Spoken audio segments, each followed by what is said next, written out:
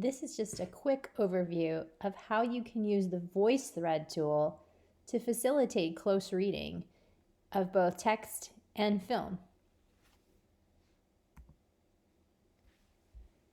This overview is not going to go into a lot of detail at all about how to use or create voice threads, because those topics are covered in great detail on the Sakai Tutorials site.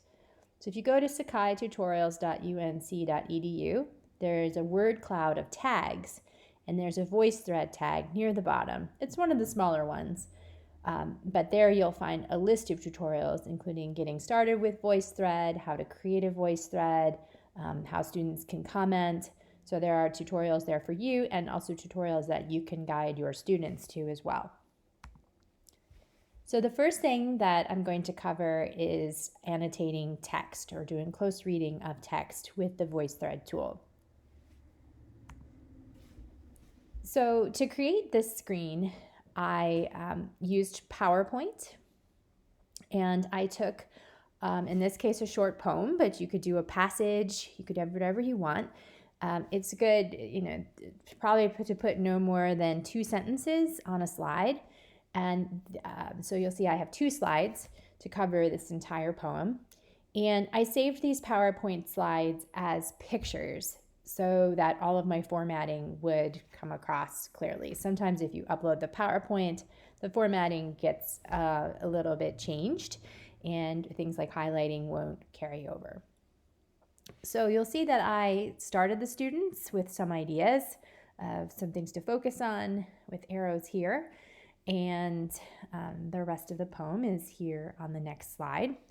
And once they've looked at this, read through the poem, looked at the prompts, then they can add some comments of their own in terms of their own close reading.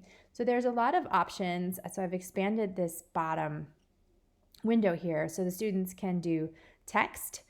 They can even leave a comment with their phone. They can record an audio comment, they can record a video comment, or they can upload something. So your students will probably mostly be using the text commenting or one of these media comments. And so from here, you can give them any kind of direction that you want. Would you like them to, comment on something on both slides, because they do go in as 2 separate voice threads, or you can ask them to comment on one of your comments. So you can guide the instruction however you want with this, but here, they can hone in on very specific moments, and they can say, and they can also sort of build on each other as well. On the side here, you'll see all the comments banked up together, so they'll be able to comment on each other, respond to each other here. So you can put whatever parameters you want on those assignments. VoiceThread is a particularly good tool for annotating and doing close readings of film clips. So this is a clip from a film I use in my course, and I've put in a sample comment so you can see what they look like. Basically, the students will click on the VoiceThread, and it will start playing, and so you can suggest that they watch it all the way through one time.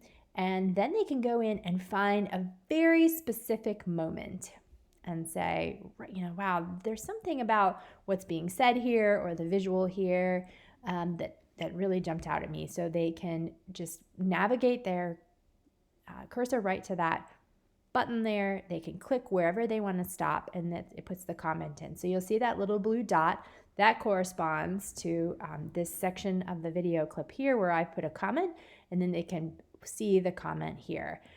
So same thing, I just ask the students to type a couple of sentences. Oftentimes they write much, much more, but with both the text and the film commenting, it is helpful to have a model of what your expectation is, either on the screen where you're showing them the text, or here embedded in as well.